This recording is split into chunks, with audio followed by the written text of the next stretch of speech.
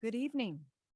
At this time, we are going to start the public scoping meeting for Rincon Phase 2 Decommissioning Environmental Impact Report, or EIR. It's October 20th, 2022 at 6 p.m. Welcome, and thank you all for coming. We appreciate your interest in the environmental review of this project.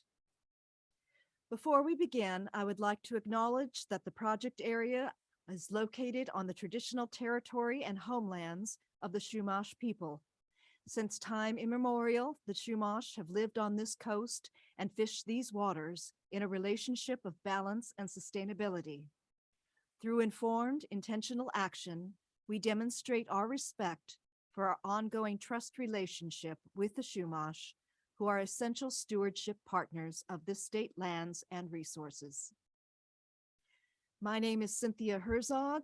I'm a senior environmental scientist with the California State Lands Commission, Division of Environmental Planning and Management, and will be overseeing the preparation of the EIR in compliance with the California Environmental Quality Act, or CEQA. With me today are Simon Poulter and Jennifer Layton with Padre Associates, the consultant retained for this project. First, I'd like to go over some logistics and details. There are sign-in sheets available in the back so that we have a complete record of the meeting, and so you can be added to our mailing list to receive notices regarding the EIR. We also have speaker slips on the back table for those who would like to speak on the scope and content of the proposed document. The slips can also be used to provide brief written comments on the back of the form. You can also email or mail your comments to the address in the notice of preparation. Additional copies of the notice are available on our website. The 30-day comment period will end on November 4th, 2022. Next slide, please. And Katie, could you please go over the instructions for the Zoom meeting? Yes, thank you, Cindy. So for today's meeting, it is a hybrid meeting. So we do have people attending in person as well as attending through Zoom. During the presentation, all attendees will be muted. We will have time for oral comments at the end of the presentation. In order to provide comments, if you are attending through Zoom, please use the raise hand feature once we open that comment period up, and we will call on you in the order in which you raise your hand. If you are calling in via a telephone number, you can hit *9 to raise your hand, and then we will call on you then. And then please note that this meeting is being recorded as well. Thank you, Katie. If we could go to the next slide. The meeting agenda will consist of an introduction and meeting purpose, background and proposed project description, the CEQA process, public comments, followed by the close of the meeting. This is the second of 2 sessions.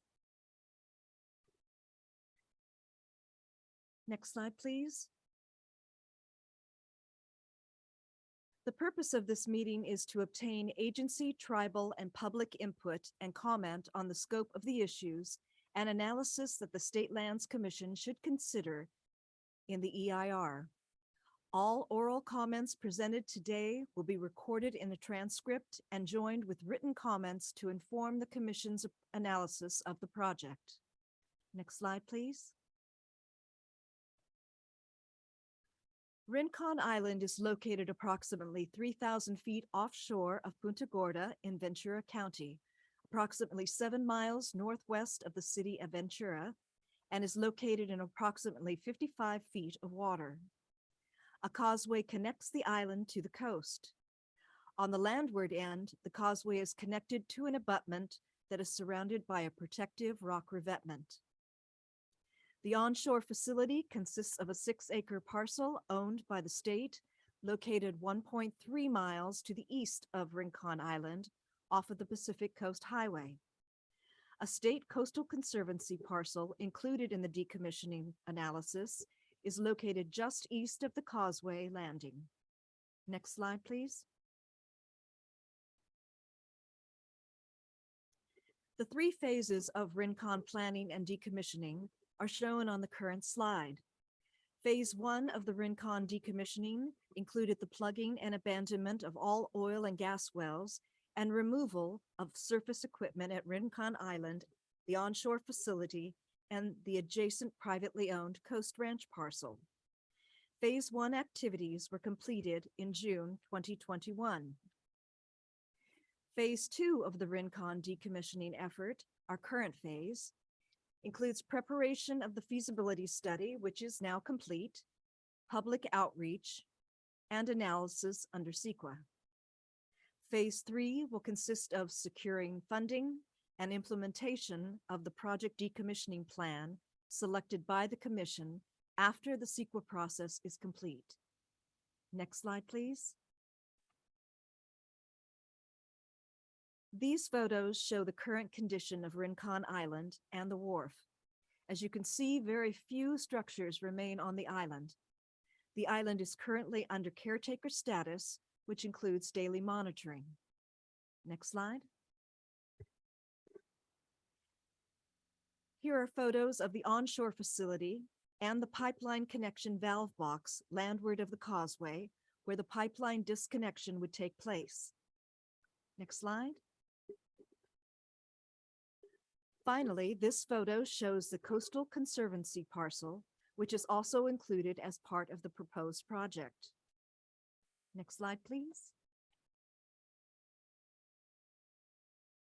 The flow chart shown here was prepared to clarify the Phase 2 decommissioning process and reiterate that the process allows for ongoing public, tribal, and agency engagement. AB 52 tribal consultation will take place as part of the CEQA process. The red line box indicates where we are now. Next slide, please. A feasibility study was prepared as a preliminary concept level study to support Commission's selection of a proposed project for analysis in the EIR. The draft feasibility study was released on March 17th, 2022, for a 60-day public review period. The final study was released on July 21st, 2022, and can be found on the Commission's website. On August 23rd, the Commission approved the feasibility study and staff's recommendations for selection of a proposed project and preparation of an EIR. Next slide, please. At this time, I'd like to turn the presentation over to Simon to discuss the EIR process. Thank you, Cindy. As this diagram shows, the standard environmental review process outlined under CEQA involves a scoping process, which we're currently in. The intent here is to help inform us, the preparers of that EIR, potential issues that need to be addressed, as well as potential alternatives to address. Once we have completed the scoping, we'll be preparing a draft EIR that, once completed, will be released for public review. And during that time, we'll again be taking public comment and agency inputs on the results of that analysis. Those inputs would then be used to finalize the environmental report, which would then be presented again to the State Lands Commission for certification and a final decision-making process. So there will be at least 2 formal opportunities for people to give comments through the process. Next slide, please. A proposed project has been selected by the State Lands Commission, by their commissioners during the formal hearing where the conclusions of the feasibility study were presented. This proposed project is the alternative that basically is the reuse alternative from the feasibility study. Although it's a reuse alternative, no actual use is currently under evaluation. We are strictly looking at what it's going to take to get the facilities ready for a potential reuse, which would then be evaluated at another time. So what the project entails at this point is the retention of Rincon Island and the causeway in its current configuration, final decommissioning of the onshore facility where all the wells have been completed, but there are some remaining issues to be addressed there, including site soil contamination cleanup.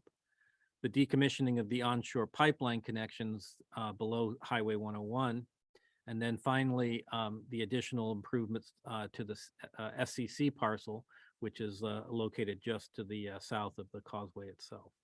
So this is the proposed project being taken to the EIR process. Next slide, please. One of the major outcomes of the feasibility process or feasibility study was the recognition that because of the unique biological habitat that the island presents in itself, and the fact that the island has remained very sturdy throughout its tenure, that the island is not being considered for removal under any of the alternatives. This will retain the biological habitat that remains there. Next slide, please. Under the California Environmental Quality Act, the EIR is required to look at a number of potential issues related to the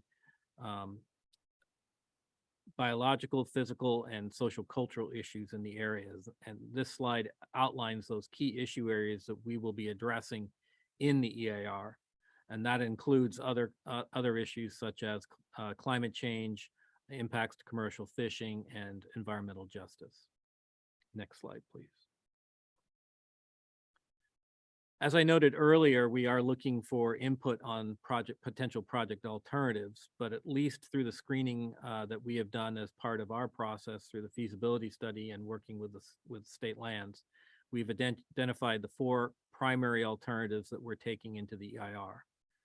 Reefing, which addresses further enhancement of the island itself as an artificial reef, and that would involve potentially removal of the causeway. Partial causeway removal, which would entail retention of portions of the causeway closer to the mainland that may provide beneficial recreational abilities. The third alternative is the retention of the abutment and revetment area, which is where the causeway lands on the mainland.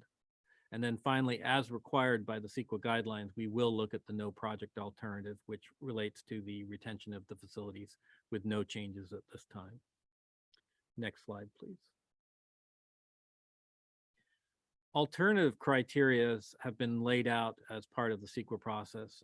And first and foremost, any alternative that would be evaluated has to meet the overall project objectives, which Cindy provided earlier in her presentation. It must be feasible, meaning that it actually can be carried out, and that also that it has the ability of reducing one or more major significant impacts that are identified for the proposed project. Next slide, please. As we noted during the feasibility study, a number of participants in that process identified concerns related to parts of the facility, particularly the causeway. And because of that, we are undertaking a number of specialty studies to focus on the effects of potential causeway removal and its impact on the surf break, but also on the sediment movement that is obviously occurring in and around that area. In addition, we are doing assessment of the biological resources associated with the causeway itself. The more focused biological study done as part of the feasibility study really focused just strictly on the island itself. So these studies are ongoing. Some residents may have noticed periodic drone flights over the causeway and island where we're assessing biological activity on the island, particularly bird use. We're also looking at wave movement under the causeway, as well as commercial fishing activities in and around the island. As outlined earlier, next slide, please. As outlined earlier in the presentation, we do have this tentative schedule for the completion of the EIR process. And again, note the times when we expect the availability of the document, which you can follow on the state's website, but there will be other opportunities to provide input. At this point, I'll turn the remaining presentation back to Cindy. Thank you, Simon. The notice of preparation and this staff hearing start the scoping process to solicit comments regarding the scope and content of the EIR. The commission is not taking any action on the project today, nor is the commission preparing this EIR in order to either support or oppose any actions or potential approvals by other regulatory agencies. We will now open up for comments on the scope and content for the draft EIR. Staff will not be responding to comments at this time unless there is a question regarding process. The testimony we are interested in receiving involves the proposed project's range of actions, project alternatives, mitigation measures, and significant effects to be analyzed in depth in the environmental document. Please try to limit your testimony to 3 minutes and to these issues. The comments will be recorded, so please first introduce yourself and then speak as clearly as possible. Your comments will become part of the administrative record. We have no attendees at this session tonight in person.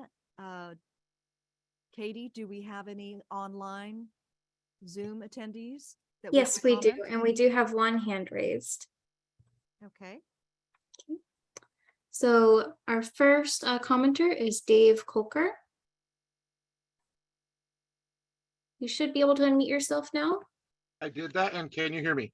Yes, we can. Thank you. Okay. Yeah, thank you very much for your time to the commission. My name is David Colker. I'm the president of the Ventura County Commercial Fishermen's Association. And I am calling in to make a comment that the commercial fishermen of Ventura County are comprised of responsible individuals who hold a common motivational effort to maintain a viable, healthy, thriving ecosystem in the ocean waters.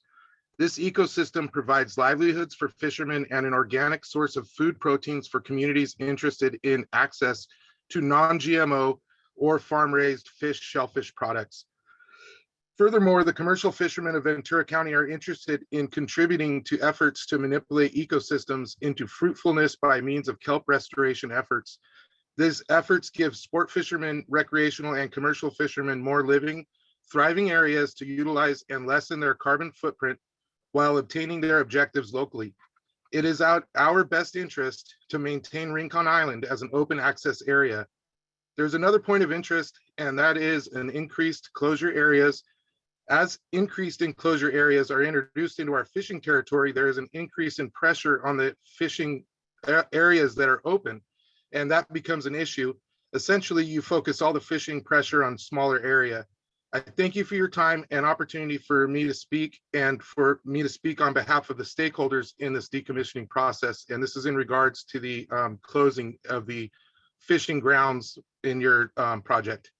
Thank you. Thank you for your comment. Katie, do we have any other commenters?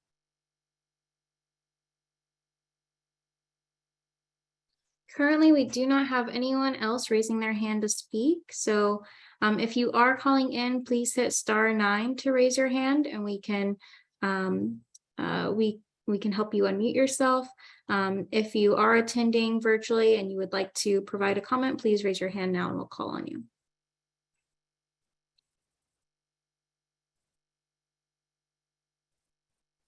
Okay, so far there are no other hands raised at this time.